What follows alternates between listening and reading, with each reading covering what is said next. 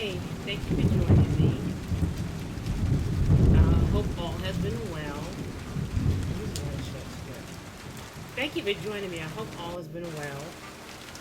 It's summertime, and I know we're all busy, so I hope you still make time to tune in. I know I have been saying I wanted to do 2 segments per week, but again, summertime has me busy, so I've been doing just one. But again, I thank you for joining, and we're going to pick up where we left off. We left off where Alan had met this girl named Debbie, and he keeps running into her, and they even spent some time together. So we're gonna pick up from there. So then Alan headed off to go back home to his family after spending time with Debbie. Trina was awake when I walked in, and she wanted to know what I've been up to. So I told her where I was. I didn't tell her everything that went on. I'm not stupid. She just nodded her head and said, Should I have should I have felt a little funny? But I didn't do anything wrong. Really, did I? Well, time was passing, and the little man was crawling all over the place and attempting to walk while holding on to tables, chairs, or anything else he could get his little hands on. By now, my parents had bought some property with 2 houses on it. They lived in the front house, and we lived in the back house. It's storming and raining here, and I am loving it. It has been super hot, like 100 degrees or more, and it's cooled it off about 20 degrees. And I just love the sound of the rain and the thunder. So, one winter night, I had gone to pick up Trina from work. And just as we walked in my parents' kitchen door, little man was taking his first step. Then Trina burst out crying and grabbed him up, like to scare my poor little child to death. My little sister Taz was holding a slice of apple out to him to get him to let go of the wall and walk. Well, it worked. From this point on, he was walking more and more, not holding on to anything. Like most families, we just did our normal little routine every day, then came home to observe the baby growing like crazy and getting into everything. He wasn't a bad baby at all. He was pleasant, always smiling and laughing, just always had something that he had to do or something to get into. It was Sunday morning. JoJo came over, and we hung out around the house some this day. Man, we went and got some liquor, some beer, pickled pig feet. Y'all may not know what that is. They don't really sell them anymore. Then we came back and had a drink or two. From here, we went to my uncle's for a minute to watch his sons rebuild a race car. My cousin Dave had returned home and was now living a few doors down from my uncle. He was helping our cousin rebuild this car. Let me tell you, these two cats knew their stuff when it came to automobiles. If it had been, if it had an engine, then they knew how to work on it and rebuild it. As for me, I can do the small maintenance stuff, but I don't like to get my hands dirty like that. It was now Sunday afternoon, around 4 o'clock. We realized the time, and we hauled ass back to my place to check out the game. I believe the Giants and the Cowboys were playing. Trina was heading out the door as we were coming up the porch stairs. How y'all doing? There's some food in there. Help yourself. I'm going with your mother and Aunt Kate, Trina said to us. We all said okay to her, and I asked if she wanted me to keep little Alan while she was out. But she said no, that was okay. She was going to pick up a few things for him while she was out. So we were into the game when the door opened and my pop came in to join us.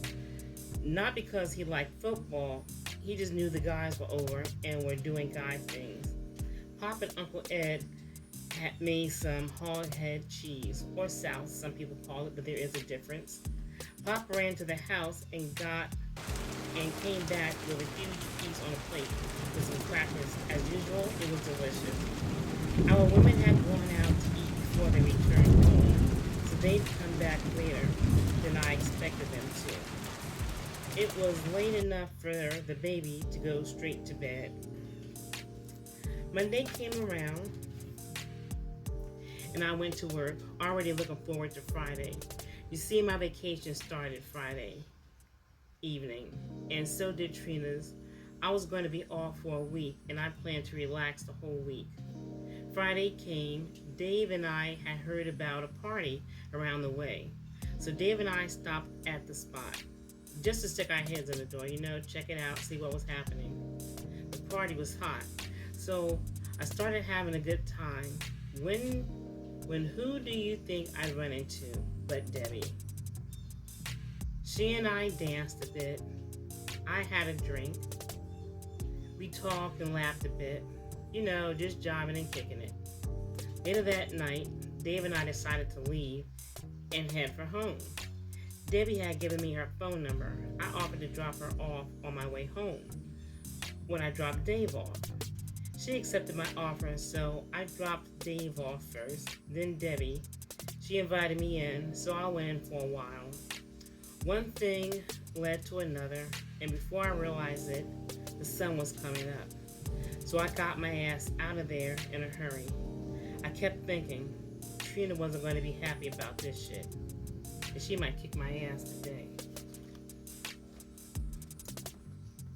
On the way home, I was trying to think of an excuse, not just an excuse, but a damn good excuse. All I could think about was to say I was with the guys and got too drunk to make it home. I got home in about 20 minutes. There was a slight nip in the air. It almost helped me to feel a little more refreshed as I walked up the steps to the house. I inserted my key. The whole time I was thinking to myself, I hope she's not here right now. That'll give me some time to get myself together. Then I started opening the door. As soon as I stepped in, Trina walked over from behind the door, coming from the kitchen sink. And where have you been, she asked. I'm sorry, Trina. I was with the guys last night. We were hanging out and drinking, but I guess I had too much to drink, and next thing I knew, I was waking up and the sun was shining. I told her, looking at her eyes, hoping she would buy this shabby-ass story. I halfway don't believe you, but it is possible. Don't let this happen again. I mean it, Alan, Trina told me as she rolled her eyes at me. I took the trash out, then came back in the house and sat on the sofa before I fell asleep for about 2 or 3 hours. When I woke up, little Alan was leaning on my side watching Saturday morning cartoons. Trina was on the porch with my mom, Aunt Kate, and Taz. I finally got up and took little Alan into the bathroom with me so I could keep an eye on him while I took a shower. Well, little man loved water, so I decided to put him in the shower with me. Then we changed our clothes and joined the family outside for a few minutes. By the time we got out there, my pop and Junie had come over too. Junie was saying he was going to pick up a sub. That's a sub sandwich. Some areas call it a hoagie, but we call it a sub. A sub, and then him and Paula were going to go down to the beach for a while. Eventually, we drifted over to my parents. It was around lunchtime. Pop went over to the big center block grill he had built and started a fire so we could barbecue dinner. We cooked out almost every day as long as the weather was warm. I do have to say it was a beautiful September day. Not a cloud in the sky, a little humidity in the air, which made it feel warmer than it actually was. For some reason during this time of year, there were always hundreds of blackbirds in our neighborhood, squawking and filling the air and filling the trees. Junie got up to leave, of course. We all kissed and hugged. And then he got in his badass Super Sport Chevelle and backed out the driveway. He had his car so clean it made me wash my GTO so the birds could shit all over it again by the next day. I thought about who I had spent last night with. I knew I loved my wife and baby. Trina was beautiful, smart, sweet, and could cook her ass off. And she was sexy. I thought to myself, I won't let that happen again.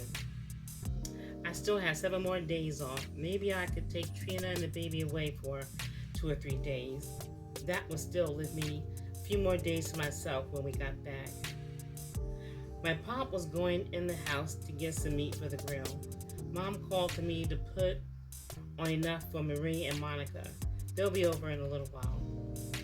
I called to Trina while I was washing my car. Let's leave for Virginia tomorrow morning to see your grandparents. We'll stay for 2 days. How's that? Really, Alan? That sounds great. We can just throw a few things in a bag tonight. Let's leave around 8 in the morning. You think that's good enough time? We'd be there in about 6 hours, she said, all enthused. Sounds good to me, baby doll, I replied back to her. We didn't have to get anybody to keep an eye on things.